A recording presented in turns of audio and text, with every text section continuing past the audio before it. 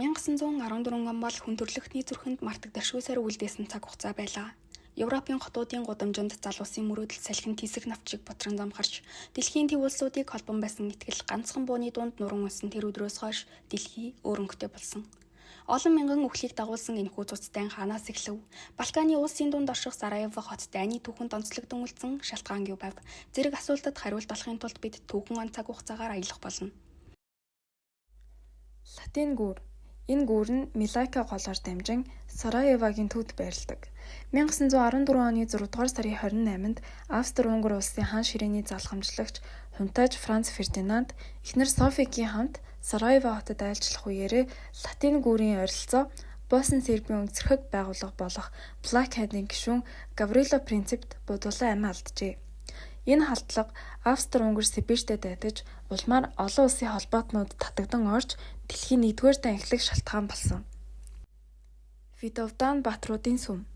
Сүм нь ариун эрхийн жил Жорж болон Гаврило Православ булшны дотор байрладаг. Франц Фердинандыг хүнөөсөн Гаврило Принцип болон түүний хамтрагчид Австри-Унгарын дарангуйллын эсрэг тэмцэн үйлдэлээрээ тэд үндэсний баатрууд болсон.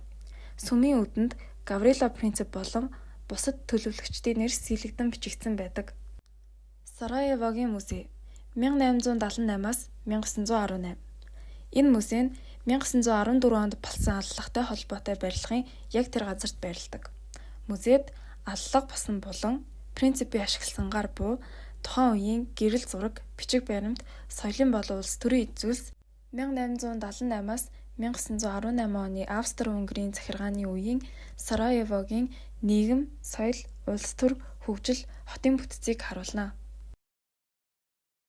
Теодора Кравска 1854 онд Польшд төрсөн тэрбээр тухайн үеийн эмэгтэй эмч ховор байсан цаг үед Швейцарын Женевийг сургуульд анагаах ухаан эзэмшиж Европын 100 эмэгтэй эмч нарын нэг болж чадсан. 1899 онд Австри-Унгарын засаг захиргааны шийдвэрээр Босни ба Герцеговины нийслэл Саравид анхны эмэгтэй эрүүл мэндийн алтан эмчээр албан ёсоор томилогдсон ажиллаж эхэлснээс хойш муслим эмэгтэйчүүдийг гэрээр эмчилдэг байв. Тухайн үеийн уламжлалын улмаас тэд иргэдийн эмчнэр очиж чаддаггүй байсан тул Теодора л тэдний цорын ганц эмнэлгийн тусламж байлаа. Хамгийн хүнд үед дэлхийн 1-р данг Саравево хотод шархтан иргэсдийн тоо хязгааргүй мэт өсөж эмнэлгийн коридорууд өдөр шөнөгийн дууд чимээ тасардаггүй байв. Тэр өдрийн турш шимшилгээнд оролцож шөнө оройд одож охид эмэгтэйчүүд байдалд хяналт тавьж бус нутгийн вакцинжуулалтын ажлыг зохион байгуулж хотын эрүүл мэндийн тулгуур багны нэг болж байв. Түүний тэмдэглэлүүд Босны муслим эмэгтэйчүүдийн амьдрал, хотын эрүүл ухааны нөхцөл, нийгмийн ялгааг бодитоор дүрслэн түүхэн их сурвалж болон үлджээ.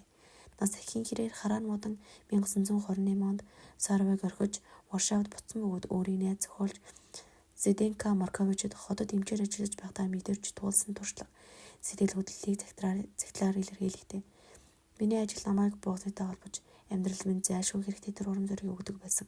Тийм учраас би тэндээс явахдаа гүнээ харамсаж байна гэж бичжээ.